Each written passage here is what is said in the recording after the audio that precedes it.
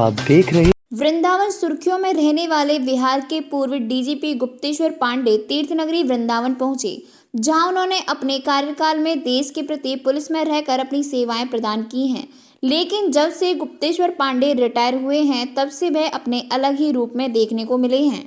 जी हां, आपको बताते चलें कि पूर्व बिहार डीजीपी गुप्तेश्वर पांडे अब भागवत प्रवक्ता के रूप में नजर आने लगे हैं और व्यास गद्दी से भागवत कथा का प्रचार प्रसार कर रहे हैं।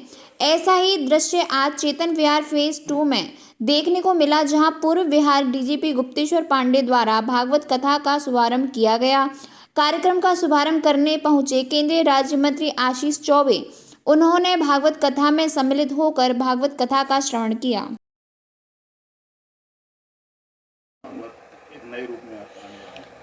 हाँ, ये सावन का पहला दिन भी है और औपचारिक रूप से मेरी ये पहली कथा का पहला दिन भी है।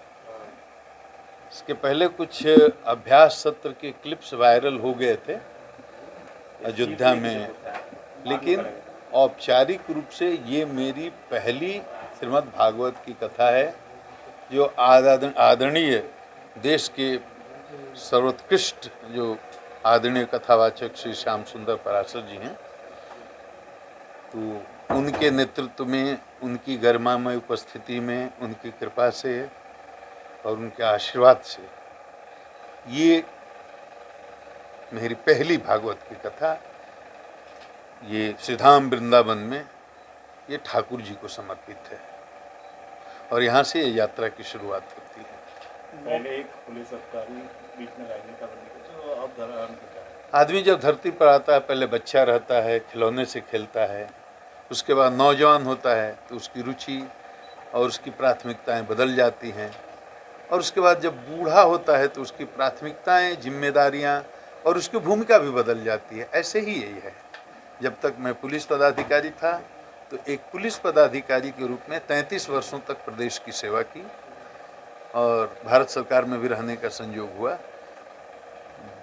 बिहार के 38 जिलों में से 26 जिलों में विभिन्न पदों पर मैं पदस्थापित रहा, कप्तान के रूप में, डीआईजी के रूप में, आईजी के रूप में, एडीजी के रूप में, और एक सफल पुलिस पदाधिकारी रहा, और अब ये मेरी दूसरी भूमिका है।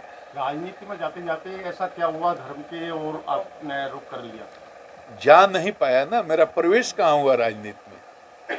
राजनीति में तो मेरा प्रवेश ही नहीं हो पाया, और ये अच्छा भी है, क्योंकि राजनीति सबके बस की बात नहीं है। बहुत पुरुषार्थी आदमी, उसमें बहुत धीरज की जरूरत है, बहुत संयम की जरूरत है, बहुत त्याग की जरूरत है, बहुत तपस्या की जरूरत है, बहुत सहन शक्ति की, तितिक्षा की भी जरूरत है। तो उतनी मैच्योरिटी मुझ में नहीं थी। तो सब चीज़ सबके लिए नहीं होता है, सब काम सबके लिए नहीं होता है। तो अब ठाकुर जी की शरण में है, ठाकुर जी का गुणगान करेंगे। अब लक्ष्य, आगे का लक्ष्य क्या निर्भर है? आदमी के जीवन का अंतिम लक्ष्य सनातन धर्म के अनुसार अपने को जानना है, आत्मबोध, आत्मज्ञान, हम कौन हैं। यही सब आदमी का अंतिम लक्ष्य, यही मुक्ति, मोक्ष, अपने स्वरूप में स्थित होना। बस ये मेरी यात्रा वही है। अध्ययन, धर्म का अध्ययन कहाँ से कैसे?